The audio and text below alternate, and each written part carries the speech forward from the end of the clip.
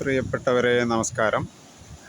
ഞാനിന്ന് വീഡിയോയിൽ വന്നിരിക്കുന്നത് നമ്മുടെ പൂഞ്ഞാറ് സിംഹം PC ജോർജിൻ്റെ മുസ്ലിം വിരുദ്ധ പരാമർശത്തെക്കുറിച്ച് സംസാരിക്കുവാനാണ്.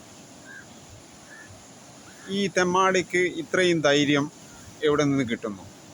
മുമ്പ് മുസ്ലിം വിരുദ്ധ പരാമർശത്തിൻ്റെ പേരിൽ കോടതി കേസെടുത്ത് കടുത്ത ജാമ്യ വ്യവസ്ഥകളോടെ ജാമ്യം അനുവദിച്ച ഒരു പ്രതി. അങ്ങനെയുള്ള PC ജോർജ് ഓരോ ദിവസം കഴിയുന്തോറും വീണ്ടും വീണ്ടും വിഷലിപ്തമായ ഗുരുതരമായ ആരോപണങ്ങൾ എന്ന് ഇതിന് പറയാൻ പറ്റില്ലല്ലോ. ശുദ്ധ തെമ്മാടിത്തരങ്ങൾ അങ്ങേയറ്റം ഒരു മനുഷ്യജീവിക്കും പറയാൻ പറ്റാത്ത രീതിയിലുള്ള വർത്തമാനങ്ങൾ PC ജോർജിൻ്റെ ഭാഗത്ത് നിന്ന് ഉണ്ടാവുന്നത് നാം ഏവരും കാണുന്നുണ്ട്. ഇതിനെതിരെ ഒരു ചെറു വിരൽ പോലും അനക്കാത്ത സംസ്ഥാന ഭരണകൂടത്തിൻ്റെ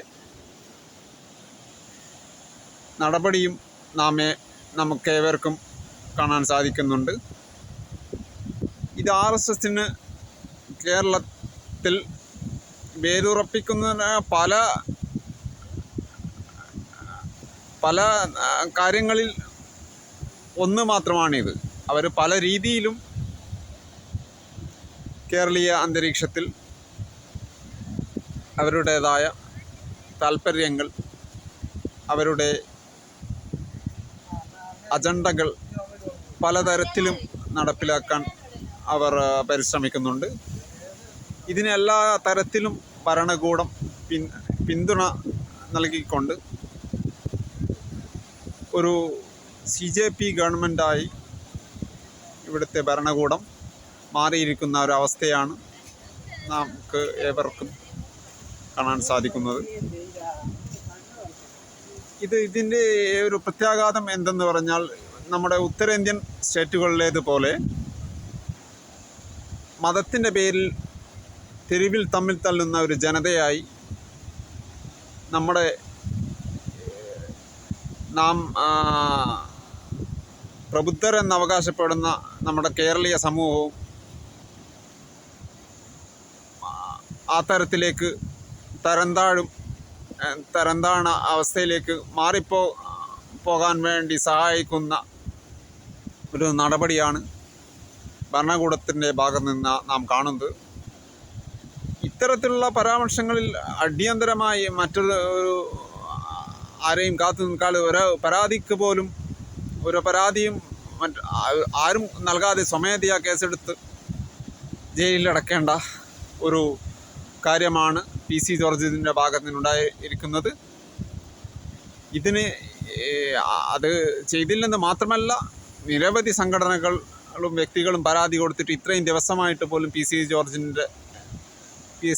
ജോർജിനെ എതിരെ ഒരു വിരൽ പോലും ഭരണകൂടം അനക്കിയിട്ടില്ല. ഇത് വളരെ വലിയ പ്രത്യാഘാതങ്ങൾ നമ്മുടെ സമൂഹത്തിൽ സൃഷ്ടിക്കും. ഇത് കൂടുതൽ വിഷലിപ്തമായ സമൂഹത്തിലേക്ക് നമ്മളെ കൊണ്ടെത്തിക്കും. ഇത് ഒട്ടും ആശാസ്യമല്ല. PC ജോർജ് ഇത് ദിനംപ്രതി നമ്മുടെ സന്ദീപ് വാര്യർ പറഞ്ഞതുപോലെ അവിടെ ഇത്രനാളും കീടനാശിനി പോലുള്ള വിഷപദാർത്ഥങ്ങളാണ് ഉൽപ്പാദിപ്പിച്ചിരിക്കുന്നതെങ്കിൽ PC ജോർജ് കൂടി വന്നെത്തിയതോടുകൂടി സയനൈഡ് രൂപത്തിലേക്ക് അത് മാറി എന്നതാണ് വസ്തുത. അത് വളരെ കൃത്യമായ ഒരു കാര്യമാണ് സന്ദീപ് വാര്യർ പറഞ്ഞിരിക്കുന്നത്. അതുകൊണ്ട് ഇത്തരത്തിലുള്ള തെമ്മാടികളെ കയറൂരി വിടാതെ നമ്മൾ പിൽക്കാലത്ത് ജീവിച്ചിരുന്ന പോലെ നല്ല നിലയിലുള്ള ഒരു മതസൗഹാർദ്ദ സമാധാന അന്തരീക്ഷം നമ്മുടെ കേരളത്തിൽ നിലനിൽക്കേണ്ടതായിട്ടുണ്ട്. അതിന് ഇത്തരത്തിലുള്ള തെമ്മാടിക്കൂട്ടങ്ങളെ, ഇത്തരത്തിലുള്ള RSSൻ്റെ പദ്ധതികളെ, അവരുടെ ഇടപെടലുകളെ, എല്ലാ തരത്തിലും അവരുടെ ഇടപെടലുകളെ നാം ഇന്ന് ദർശിക്കുന്നതായിട്ടുണ്ട്. എല്ലാ ഘടകങ്ങളിലും അവരുടെ പ്രതിനിധികൾ ഇടം പിടിച്ച് അതിനനുസരിച്ച് അവരുടെ താല്പര്യങ്ങൾക്കനുസരിച്ച് നമ്മളൊക്കെ കേരളീയ സമൂഹത്തെ മാറ്റിക്കൊണ്ടിരിക്കുന്ന, അതിനുവേണ്ടി വലിയ രീതിയിൽ മീഡിയകൾ അവരെ പിന്താങ്ങുന്ന ഒരവസ്ഥയാണ് നാം ഇന്ന് കാണുന്നത്. അതുകൊണ്ട് നാം ഏവരും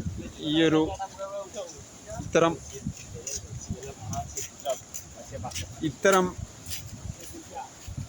സാമൂഹ്യ വിരുദ്ധരെ